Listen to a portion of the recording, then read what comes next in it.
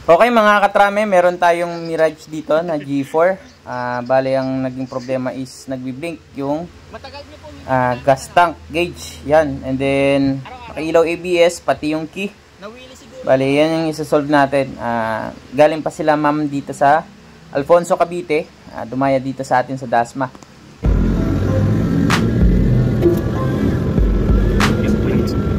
Pasin natin itong alternator. Okay guys, welcome back to our channel. Rescue na naman tayo. Papakita ko sa inyo kung ano yung mga naging problema para masubaybayan nyo yung buong video, no? Yan, ito. Ngayon, dito, proceed tayo sa likuran na second draw. Papatanggal lang natin yung gamit. Then, pakita ko sa inyo kung ano yung naging problema dun sa gas tank. Kahit dun sa unahan po sa may part ng ano. Ay, pwede sa likod din po. Ito, tinanggal natin yung upuan. Ayan. Tanggalin natin yung cover dun sa gas tank, no? Malamang dito baka bale, ito, chinecheck din natin yung other wirings kasi may mga bakas ng taga. Ano, ito, buksan natin para makita at magkaalaman na. Dito magkakaalaman, no? Ito siguro may isang linggo na rin nagbi-blink tong tanke doon sa gauge, no? Then yung ABS siguro mga 2 weeks na daw. Pakita ko sa inyo kung ano yung anong problema, no? Kasi ito yung mga nagiging common issue talaga sa mga Mirage na na-encounter natin kasi madaming beses na. Yan, bali ito nakita natin lingat-kat talaga at putol yung wire, yung yellow na yan, yung nagsisend ng signal papunta dun sa gauge ng ating panel, no? Then yan, may konting ngat-ngat yung isa pero gagawa natin ng paraan yan. Hihinangin para hindi siya magkaroon ng loose connection at safe at walang mag-iinit na wire kasi pagka nagkakaroon ng loose connection, dun minsan nagkakaproblema at nasusunog yung sakit. Kaya iwasan natin yung mga ganong case, no? Ito hinangan natin, pakita ko sa inyo. Yan, ito yung panghinang. Na-adjust yung ating temperature sa panghinang para kung ano yung kailangan na init, depende kasi sa laki nung hihinangan natin. Yan, dito gagamit tayo ng shrinkable tube at dudugsungan natin yung kulay dilaw na wire na yan. Ito hinangin natin para sureball. Then lagyan ng shrinkable tube. Yun yung iniinit. May ano naman tayo dyan, may heat gun para makompress yung o lumit yung mismong shrinkable tube. Yung madalas na ginagawa natin pagka nagre-repair ng wire. Hindi ko po masyadong matanda kasi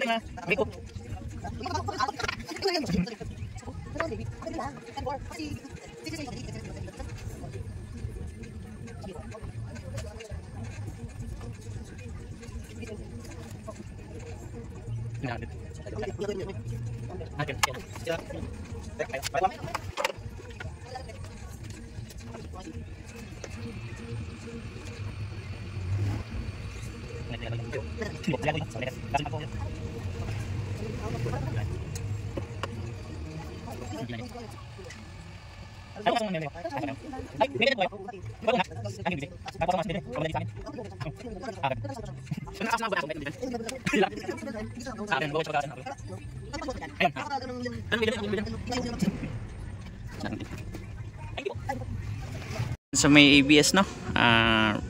Rear lift. Ito. Solvo din. Nasa na? Tata.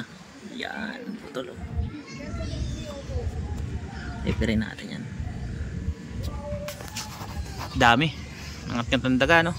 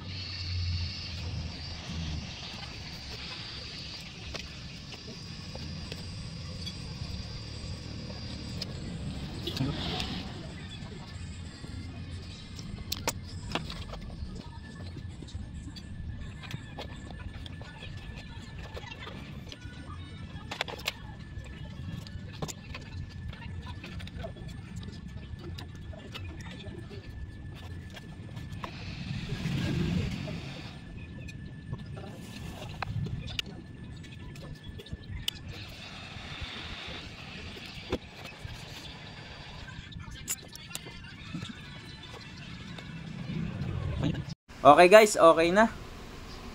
Bali delete na lang natin tong fault code and then okay na lahat, wala nang ilaw sa gauge and wala na yung blinking.